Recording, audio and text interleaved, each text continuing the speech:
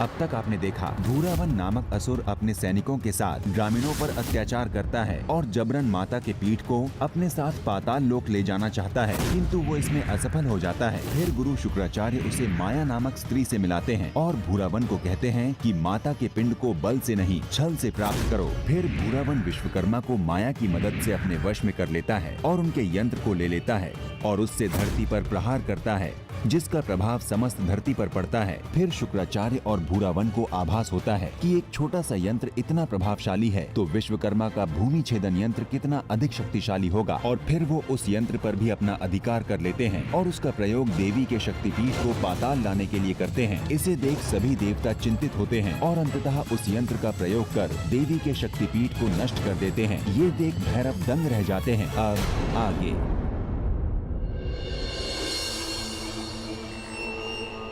मेरा नमन स्वीकार कीजिए देवी। यहाँ पाताल लोक में आपका स्वागत है, अन्यथा आपको यहाँ पर लाकर मैं अपना संकल्प पूर्ण करने में सफल हो गया देवी। और आज मेरे पितराओं की आत्मा को बड़ी शांति मिली है देवी। देवी, अब आपकी आज्ञा से मैं आपको यहाँ पाताल लोक में स्थापित करने की अनुमति चाहता हूँ। यहाँ स्थापित होकर मेरी मनोरथ सिद्धि को सफल बनाए देवी। ऐसा कदापि नहीं होगा भूरावन। तुम मुझे पाताल लोक में कभी स्थापित नहीं कर पाओगे। कौन रोकेगा मुझे देवी?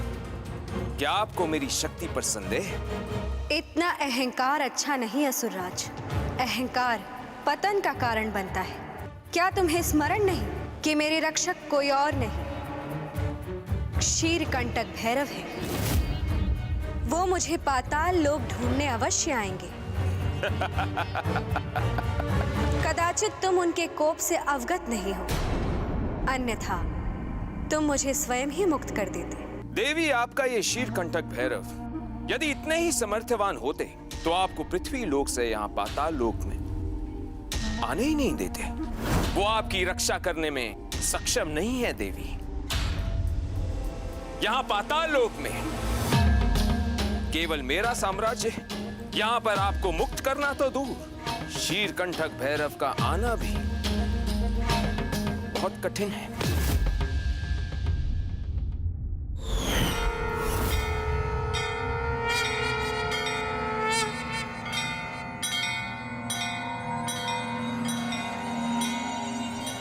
मैं क्षीरकंटक भैरव ये अखंड संकल्प लेता हूँ कि मैं जगत कल्याणी मातेश्वरी को कुशलता पूर्वक पाताल से लेकर आऊंगा।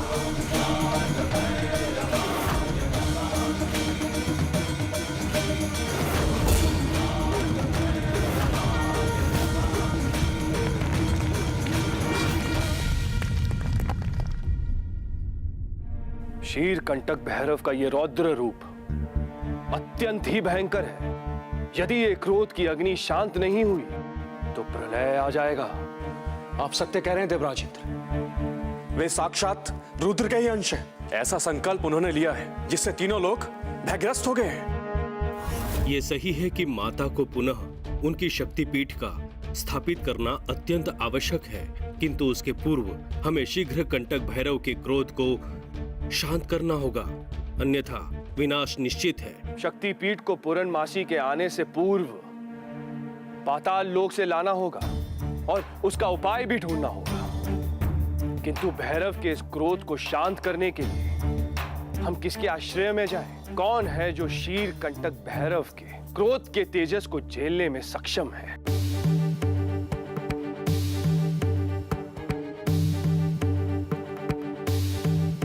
गुरुदेव, मुझे लगता है कि आप में विवेक भी है और धैर्य भी। यदि सबको मेरा प्रस्ताव स्वीकार है तो गुरुदेव को ही क्षीरकंटक भैरव के क्रोध को शांत करने के लिए भेजा जाए।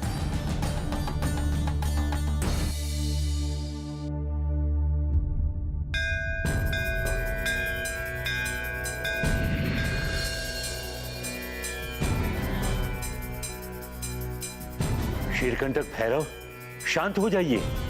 भैरव, कृपया अपने आवेश को कम कीजिए। शांत हो जाइए। क्षमा याचना हो तो कुछ कहूं। क्षीरकंटक भैरव, आप तो सर्वज्ञाता हैं, तो कुछ हुआ अच्छा नहीं हुआ, किंतु इसमें भी मातेश्वरी की ही कोई लीला होगी। वो तो सर्वशक्तिमान है, उनकी इच्छा के विरुद्ध उन्हें कौन ले जा सकता है? क्षमा करें गुरुदेव, मेरा क्रोध संसार के लिए नहीं है, मैं माता की रक्षा करने में असमर्थ रह गया। शीरकंटक भैरव, क्रोध पहले स्वयं को भस्म करता है, फिर अन्य को। मैं आपसे विनम्र निवेदन करता हूं कि सर्वप्रथम अपने क्रोध को शांत कीजिए। हम सब देवतागण मातेश्वरी को शक्तिपीठ में लाने में आपका सहयोग करेंगे। भूरावन का अंत मेरे हाथों निश्चित है। मैं पाताल लोक को अग्नि में भस्म कर दूंगा। निश्चित देव, किंतु मैं आपको अवगत करा दूं कि असुरराज भूरावन को ऐसा वरदान प्राप्त है जिससे उसकी मृत्यु सहजता से नहीं हो सकती। मैं आपसे सत्य कह रहा हूं, असुरराज भूरावण की मृत्यु का रहस्य उसके पूर्व जन्म से संबंधित है।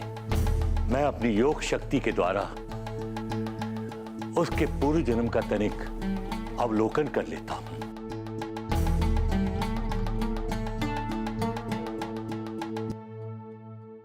असुरराज भूरावण पूर्व जन्म में नरकासुर था। उसकी मृत्यु का रहस्य द्वापर में ही छुपा है। उसका जन्म द्वापर युग में हुआ था। इसका तात्पर्य यह हुआ कि उसकी मृत्यु का रहस्य भी द्वापर युग में ही मिलेगा। इस रहस्य को उजागर करने का कोई तो उपाय होगा गुरुवर। इसमें भगवान विश्वकर्मा आपका सहयोग करेंगे।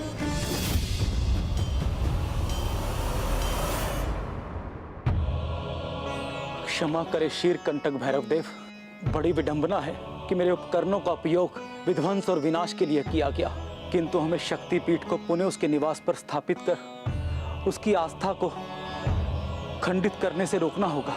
आपका कथन सत्य है देव। सत्य और धर्म की विजय के लिए मेरा मार्ग प्रशस्त कीजिए। आइए मेरे साथ।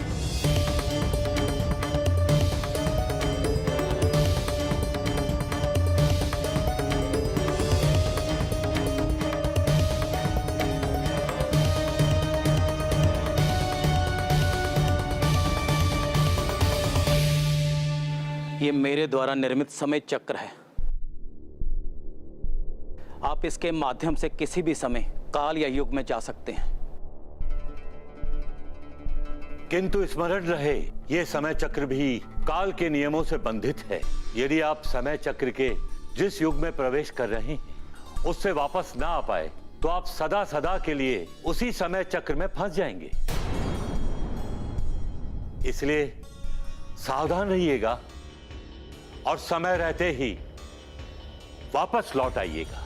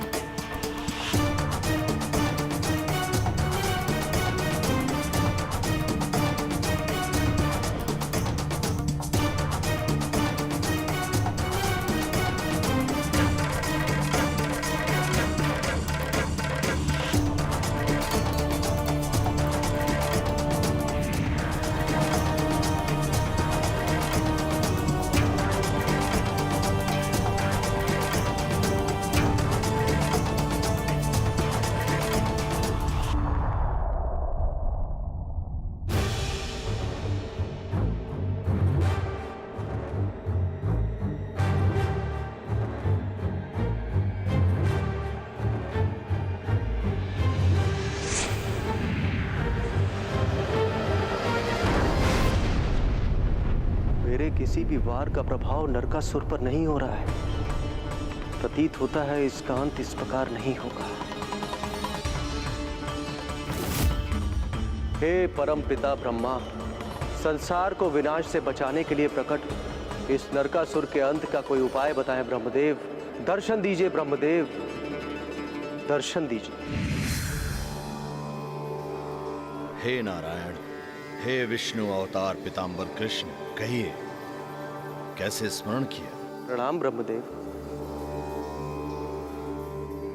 इस दुष्ट नरकासुर ने संसार में उत्पात मचा रखा है ब्रह्मदेव। संसार की रक्षा के लिए इसका अंत करना अति आवश्यक है, किंतु मेरा प्रत्येक अस्त्र निष्फल सिद्ध हो रहा है। अब आप ही कोई उपाय बताएं ब्रह्मदेव। हे कृष्ण, नरकासुर का अंत संभव नहीं है, क्योंकि नरकासुर को शत जीवन प्राप्त है। सैकड़ों बार मरकर भी नरकासुर पुनः जीवित हो जाएगा। ऐसा ना कहें ब्रह्मदेव। इस भीषण युद्ध को समाप्त करने के लिए नरकासुर का अंत अति आवश्यक है, अन्यथा संसार को इस युद्ध की त्रासदी झेलनी पड़ेगी। हे कृष्ण, नरकासुर के मृत्यु का मात्र एक ही उपाय है। शीघ्र बताएं ब्रह्मदेव, उपाय क्या है? नाग कन्या। नाग कन्या?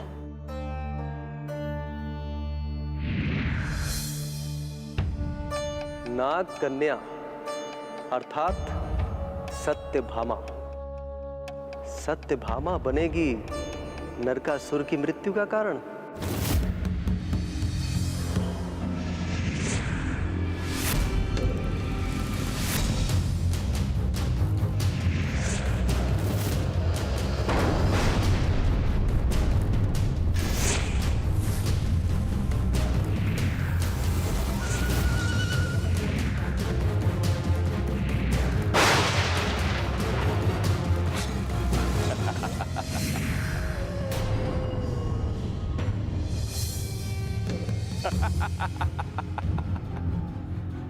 कृष्णा, यह प्रतीत होता है कि हार को सामने देखते हुए तुमने विवेक और लज्जा दोनों का त्याग कर दिया है। एक स्त्री को अपना ढाल बना दिया है तुमने, और वो भी एक साधारण स्त्री।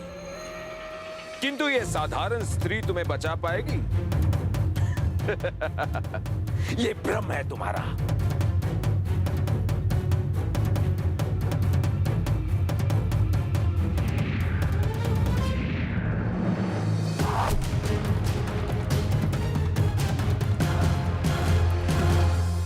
यह संभव है।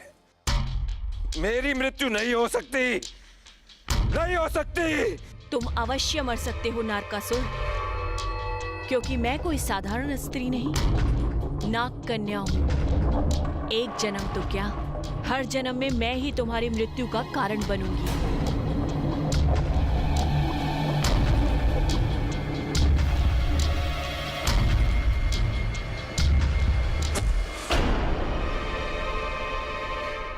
तो ये है नारकासुर की मृत्यु का रहस्य।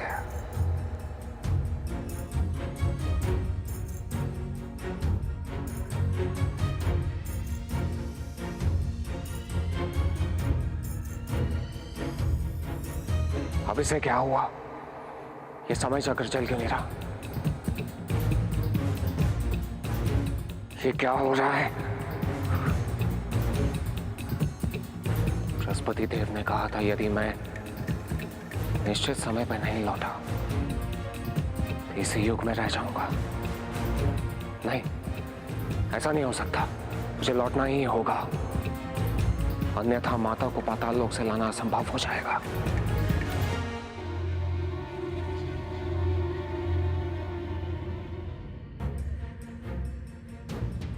विश्वकर्मा जी, बहुत समय व्यतीत हो गया, संध्या ढलने को है, किंतु क्षीरकंटक भैरव अभी तक नहीं लौटे हैं।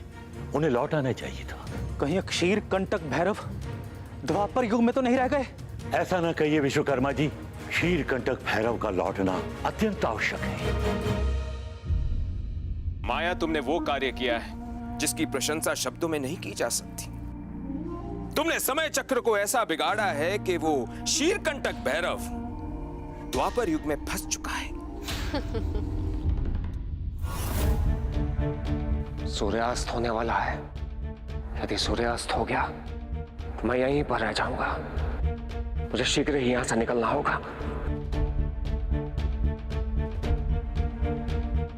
हे देवी, हे मातेश्वरी, अब आप ही हैं जो मुझे इस संकट से उबार सकती हैं। कृपया मेरी सहायता कीजिए। ओम भूत्रा देवीये नमः।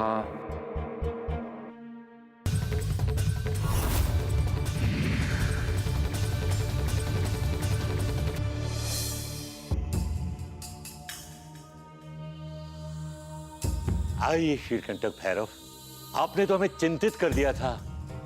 बृहस्पति देव, माता की कृपा से मैं सही समय पर निकल पाया। शीरकंटक भैरव, आप लौट तो आए, किंतु जिस कार्य के लिए आप गए थे वो हुआ कि नहीं? अवश्य देवराज, मुझे भू रावण की मृत्यु का रहस्य ज्ञात हो गया है। तो फिर शीघ्र बताइए भैरव देव, क्या उपाय है उस दुष्ट भू रावण को मारने का? उसकी मृत्यु का केवल एक ही उपाय है, नाग कन्या, नाग कन्या, नाग कन्या, नाग कन्या। अर्थात हर जन्म में नारकासुर का वध एक नाग कन्या से ही होगा, और इस जन्म में भी भू रावण का वध एक नाग कन्या ही करेगी। ओह, तब तो हमें शीघ्र ही नाग कन्या को खोजना होगा। किंतु ये नाग कन्या हमें मिलेगी कहां गुरुदेव? नारायण नारायण, प्रणाम भैरव। भू रावण को अन्य असुरों के भांति मूर्ख मत समझिए। वो अत्यंत ही बलशाली, शक्तिशाली और बुद्धिमान है। उसने तो अपने मृत्यु के कारण को भी बंदी बनाकर रखा हुआ है। ये आप क्या कह रहे हैं देवऋषि? ये कैसे संभव है? सत्य कह रहे हैं हम भैरव। उसने नाग देवता की इकलौती पुत्री को पाताल लोक में किसी अज्ञात स्थान पर छिपा कर रखा है।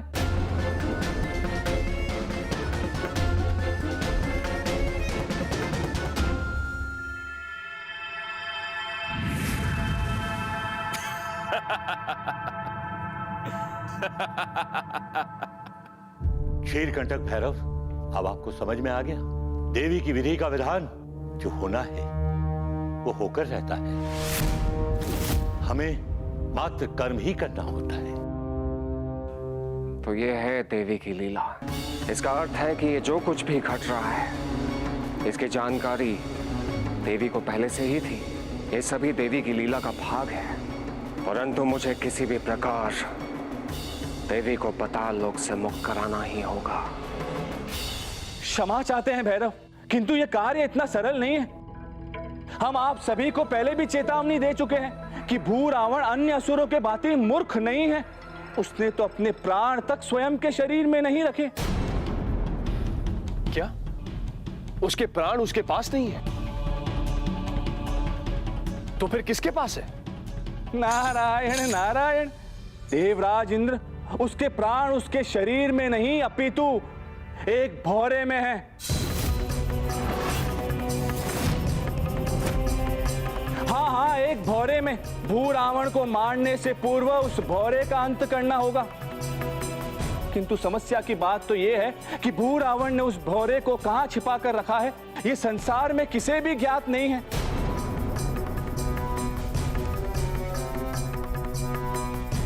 नारायण नारायण, वो भौरा एक ऐसे पिंजरे में बंद है जो एक ऐसे धातु से बनाया गया है जो अभेद्य है, जिसे ना अग्नि से जलाया जा सकता है और ना ही किसी अस्त्र या शस्त्र से तोड़ा जा सकता है।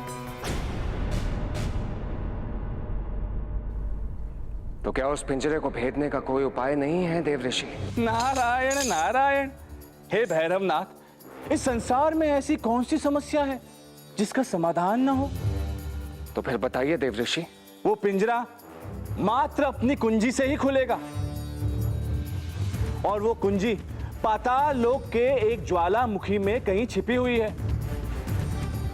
वो कुंजी एक चमत्कारी पदार्थ से बनी हुई है जो उस पिंजरे की दिशा की ओर इंगित करती है।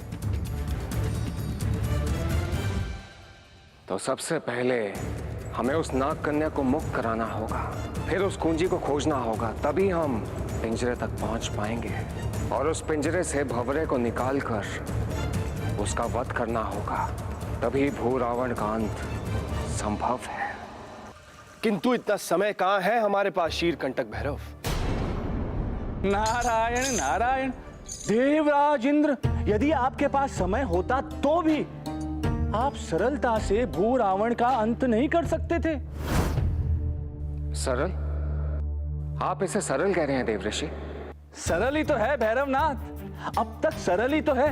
देखिए, आप उस पिंजरे तक पहुंच सकते हैं, उस भौरे तक पहुंच सकते हैं, किंतु समस्या की बात तो यह है कि आप उस भौरे का अंत नहीं कर सकते। ये आप क्या कह रहे हैं देवऋषि? आप तो बातों को उलझाते ही जा रहे हैं। नारायण नारायण, हम कहाँ उलझा रहे हैं भैरवनाथ? उलझाया तो भू रावण ने हुआ है। हम तो इस गुत्थी को सुलझाने का प्रयास कर रहे हैं, किंतु सत्य तो ये है कि भू रावण की मृत्यु की श्रृंखला में एक और महत्वपूर्ण कड़ी शेष है। अब और क्या शेष है देवऋषि? यही कि उस भौरे की मृत्यु किसी साधारण अस्त्र या शस्त्र से नहीं, अपितु भू रावण के पिता असुर मही रावण के मस्तिष्क की हड्डी से ही होगी। आपने तो स्थिति को सुलझाने के स्थान पर और उलझा दिया है देवर्षि। और जब आप इतना कुछ जानते हैं तो इतना भी अवश्य जानते होंगे कि मणि रावण के सर की हड्डी कहां पर स्थित है। हमें ज्ञात है देवराजेंद्र, मही रावण की मृत्यु रण क्षेत्र के समीप के खंडरों में हुई थी। संभव है उसके सिर की हड्डी भी हमें वहीं से प्राप्त हो।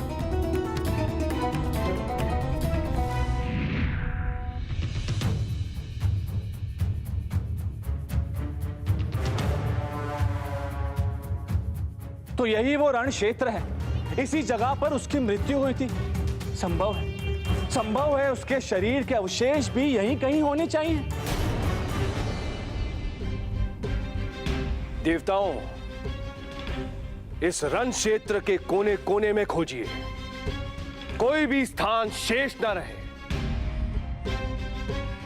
हमें मणि रावण के अवशेष किसी भी मूल्य पर चाहिए। देवताओं का मार्गदर्शन कीजिए देवर्षि। अवश्य देवराजेंद्र, आइए।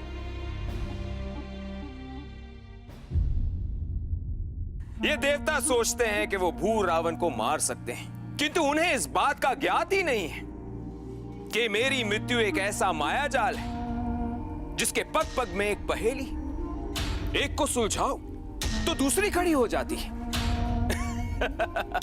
अरे देवताओं, कितनी पहेलियां सुलझाओगे? पहले इस मायाजाल से निकलने का प्रयास तो कीजिए देवताओं। मेरा हित करना तो बहुत दूर की बात है।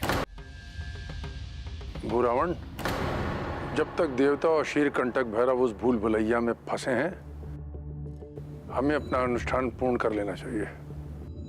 अब अमावस्या में एक प्रहर का समय शेष है। अवश्य गुरुवर। एक बार शक्तिपीठ की स्थापना पाताल लोक में हो गई तो फिर देवी हमारी हर मनोकामना पूर्ण करने के लिए बाध्य होगी और तुम तीनों लोकों के स्वामी हो गए।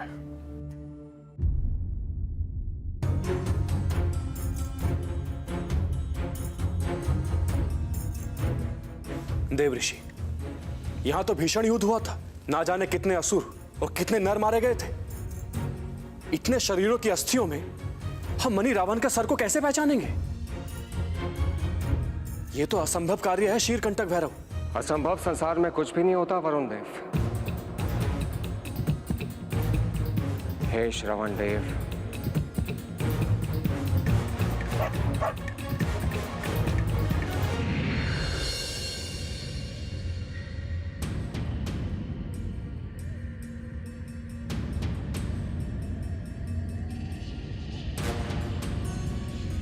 श्वान देव, संसार पर घोर संकट आया हुआ है और उस संकट का अंत करना अति आवश्यक है। इसलिए आपसे अनुरोध है कि आप मही रावण के सर को खोजने में हमारी सहायता करें। हमारे पास समय बहुत ही कम है, इसलिए हमें शीघ्रता करनी होगी।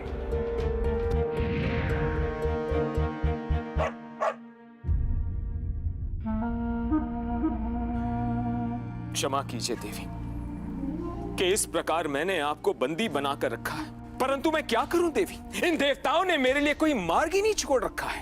क्षमा कीजिए देवी, और शक्तिपीठ को पाताल लोक में स्थापित करने के लिए मुझे आशीर्वाद प्रदान करें। भू रावण, तुम्हें तुम्हारे पूर्वजों के कारण वरदान प्राप्त था, किंतु तुम्हारे अहंकार ने तुम्हें दुष्ट और अत्याचारी बना दिया है। यदि मैं अपने वचन से बाध्य न होती तो बहुत पहले ही तुम्हारा अंत कर चुकी होती। चले जाओ यहाँ से, मैं तुम्हें कभी आशीर्वाद नहीं दूंगी। हाँ, हूं मैं अहंकारी, और क्यों ना करूं मैं अहंकार। मैंने अपने तप से अपनी शक्तियां प्राप्त की हैं और हर जन्म में अपने पराक्रम से युद्ध जीते हैं, किंतु हम असुरों पर आपकी कृपा कभी नहीं हुई। आपने हमें कभी योग्य नहीं समझा। इसका कारण असुर स्वयं है भूरावन। उनके लालच और दुर्भावनाओं ने उन्हें विश्वास के योग्य ही नहीं छोड़ा। असुर सदैव भलाई के मार्ग को छोड़कर बुराई के मार्ग पर चलते हैं। संसार में निर्माण के स्थान पर विध्वंस और सुख के स्थान पर संकट उत्पन्न करते हैं। इसलिए मैं मेरा ये शक्तिपीठ यहाँ पाताल लोक में कभी स्थापित नहीं होने दूंगी। मेरा आशीर्वाद तुम्हें कभी प्राप्त नहीं होगा भूरावन। तो ठीक है देवी, मैं भी देखता हूं कि मुझे शक्तिपीठ को स्थापित करने से कौन रोकता है। भैरव तुम्हें रोकेंगे भूरावन।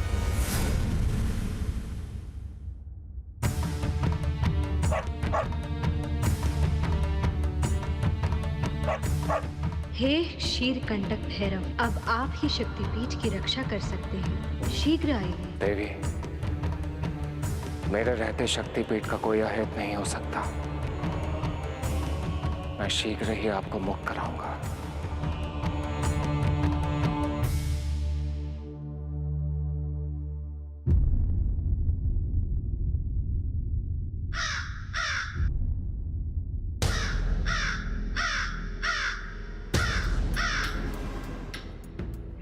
महाराज, अनर्थ हो गया।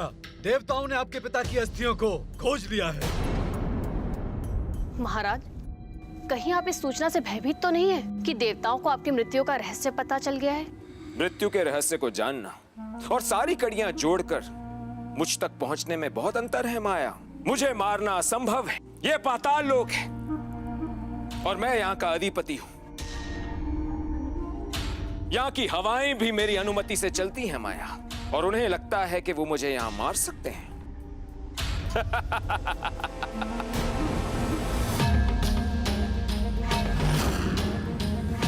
किंतु तुम्हें मेरी मृत्यु का रहस्य कैसे पता चला माया?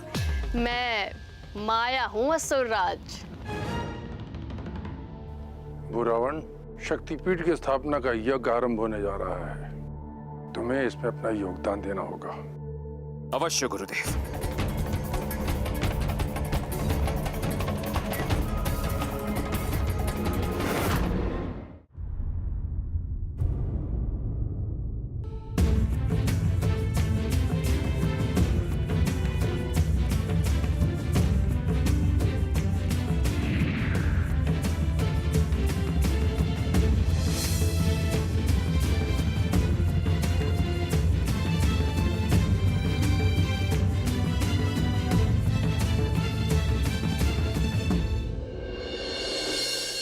हम शपथ लेते हैं कि जब तक शक्तिपीठ पुनः अपने स्थान पर स्थापित नहीं होगा, तब तक हम विश्राम नहीं करेंगे। आज से हमारा हर क्षण, हर विचार, हर प्रयास शक्तिपीठ की पुनर्स्थापना के लिए होगा। नारायण नारायण, आपने संकल्प तो ले लिया है देवगण, किंतु पाताल लोक में आने वाले संकटों का आपको आभास नहीं है। हम तो मात्र इतना कहना चाहेंगे कि आप सतर्क रहिए, सावधान रहिए। कुछ भी हो देव ऋषि, हम शक्तिपीठ को सुरक्षित लाने के लिए संकल्पित हैं।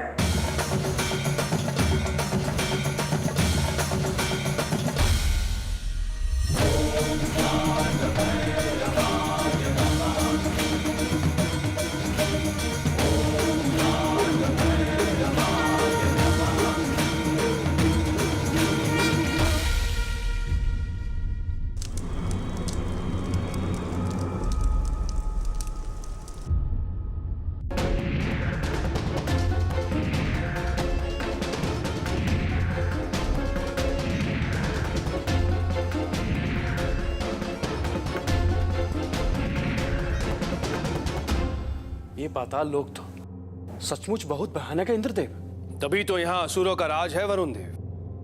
देवगण, मैं जाकर नागकन्या को ढूंढता हूं और आप जाके उस पिंजरे को खोजें जिसमें भू रावण के प्राण बसते हैं। अवश्य शीरकंटक भैरव।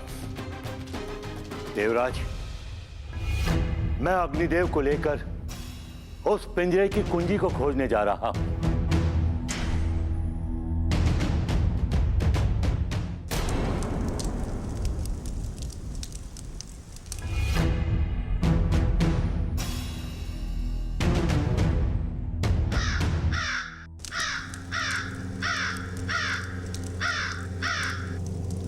कागासुर का संकेत बताता है कि देवता पाताल लोक में पहुंच चुके हैं गुरुदेव। इससे पूर्व कि वो शीर कंटक भैरव यहाँ आकर इस यज्ञ को खंडित करे, हमें शीघ्रता से यह अनुष्ठान पूर्ण करना होगा। एक बार शक्तिपीठ की स्थापना हो गई तो फिर कोई असुरों का कुछ अहित नहीं कर सकता।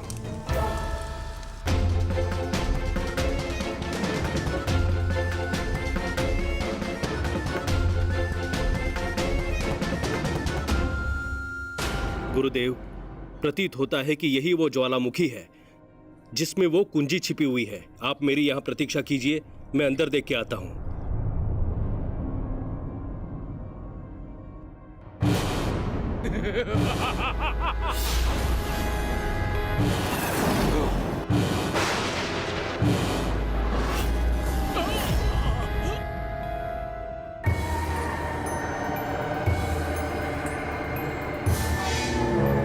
शीघ्र ही कुछ कीजिए देव विश्वकर्मा।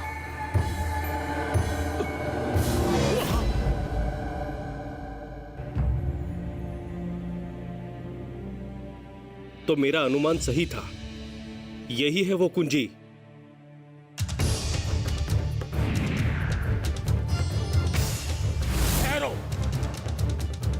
गुरुदेव, आप कुंजी संभालिए, मैं इसे संभालता हूं।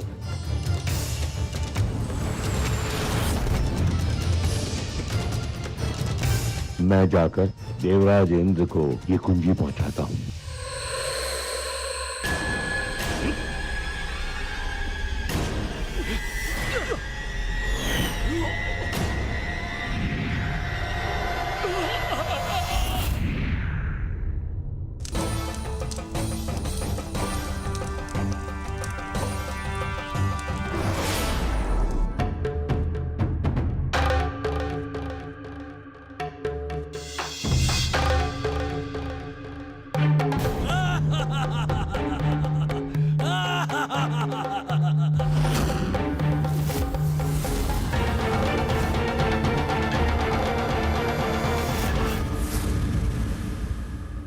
प्रतीत होता है नसुरों की दृष्टि क्षीण है, परंतु इनकी ग्रहण शक्ति अधिक प्रबल है।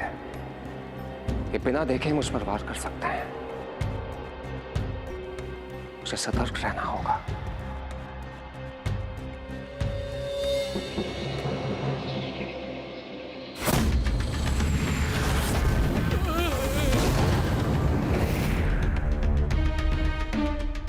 समय बहुत तीव्रता से भाग रहा है, अब मैं और समय नष्ट नहीं कर सकता। अब बिल्कुल समय नहीं है, हमें शीघ्रता से बलि की तैयारी करनी है। जो आ गया गुरुदेव। ये प्रकाश की किरणें मुझे अपने गंतव्य की ओर ले जाएंगी। ये प्रकाश की किरणें तो मुझे इसी क्षेत्र का संकेत दे रही थी देवराज। किंतु यहां तो कोई भी पिंजरा नहीं है गुरुदेव।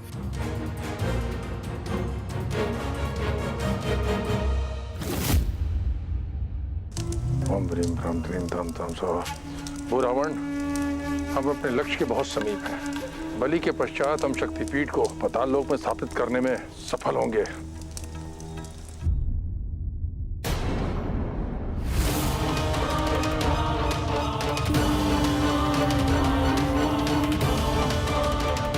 ऊर्जा का वेग कैसे है जो मुझे अपनी ओर खींच रहा है।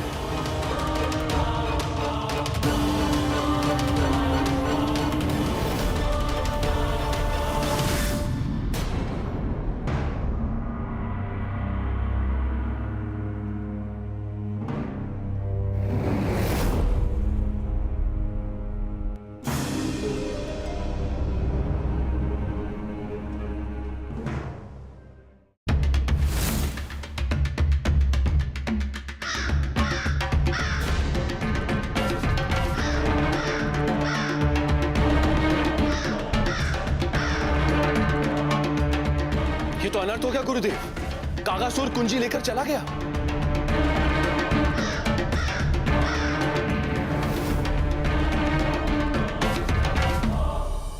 ये तो असाध्य और अकाट्य प्रतीत होता है। हमें सम्मिलित प्रयास करना होगा।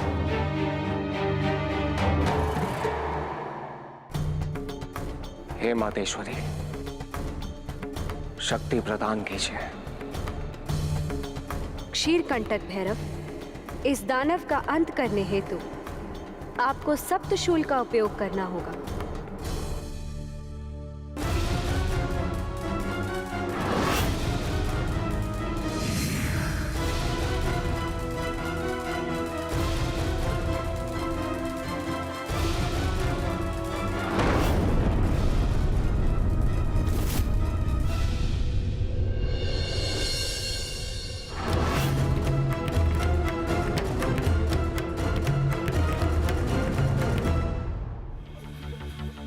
सारे यत्न कर लिए, फिर भी इस पिंजरे को तोड़ना असंभव प्रतीत होता है। ऐसे हम हताश नहीं हो सकते गुरुदेव। हम तीनों की संगठित ऊर्जा से पिंजरा खंडित हो सकता है।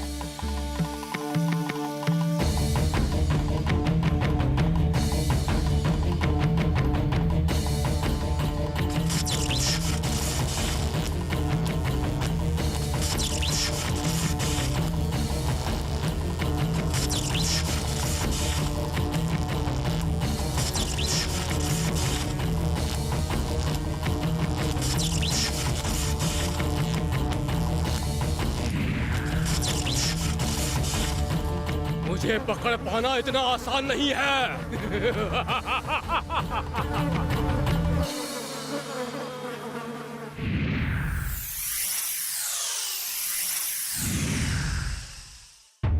हे देव, आपने मुझे बंधन से मुक्त किया है। जान सकती हूँ आपका परिचय क्या है? मैं शक्तिपीठ का रक्षक क्षीरकंटक भैरव हूँ और असुर राज भूरावण से शक्तिपीठ की रक्षा करने हेतु यहाँ आया हूँ। असुर राज के पाप का अंत करने के लिए मुझे आपकी सहायता चाहिए। इतने शक्तिशाली असुर भू रावण का अंत करने में मैं आपकी क्या सहायता कर पाऊंगी?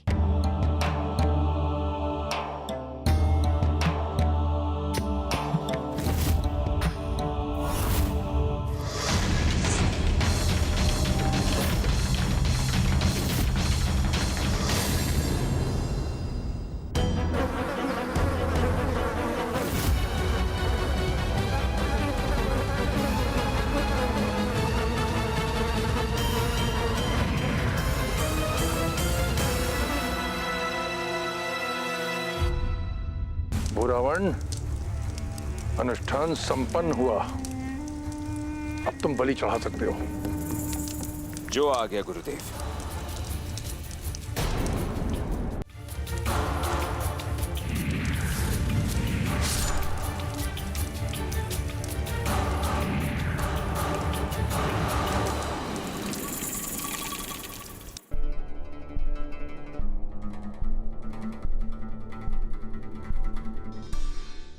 वो देखिए, उस काले पर्वत की चोटी पर भूरावण शक्तिपीठ की स्थापना के लिए पूजा कर रहा है। हमें शीघ्र वहां पहुंचना होगा। क्षमा कीजिए क्षीरकंटक भैरव, आप अपना दायित्व निभा रहे हैं और मैं अपना कर्म निभा रही हूं।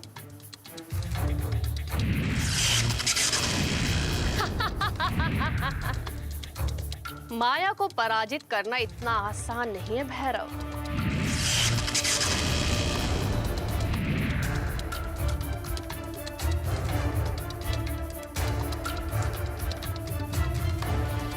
ये क्या? मेरी माया का प्रभाव क्यों नहीं हो रहा है? ये नहीं हो सकता। तुम्हारा मायावी जाल टूट चुका है माया। तुम्हारी माया का भेद मैं जान चुका हूं। अब तुम्हारा छल नहीं चलेगा। तुम मेरे चक्रव्यूह से अब कैसे मुक्त होगी?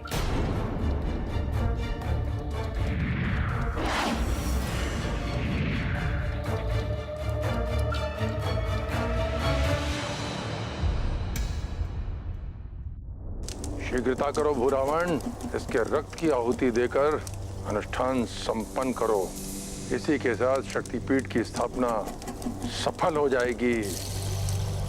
फिर कोई भी इस शक्तिपीठ को यहां से हटा नहीं सकता।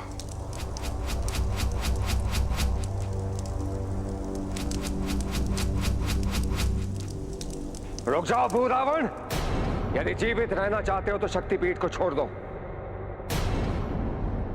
अन्यथा मेरे क्रोध की अग्नि तुम्हें जलाकर भस्म कर देगी। मेरी मृत्यु संभव नहीं है शीरकंठक भैरव, तुम ये दाव हार चुके हो। अब तुम अपनी आंखों से शक्तिपीठ की स्थापना होते हुए देखोगे और मैं बनूंगा तीनों लोकों का स्वामी।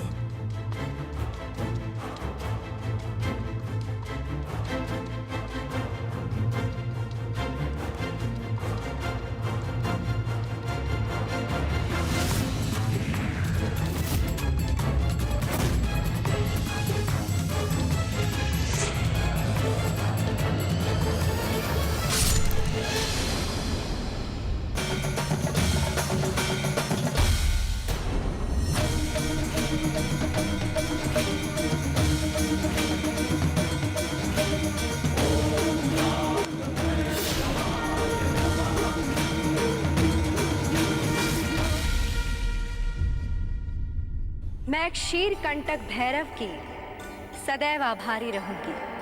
शक्तिपीठ को पुनः स्थापित करके उन्होंने धर्म और आस्था की स्थापना की है। शीरकंटक भैरव सदा के लिए क्षीरग्राम के शक्तिपीठ के रक्षक रहेंगे। माता भूत्रा देवी की जय।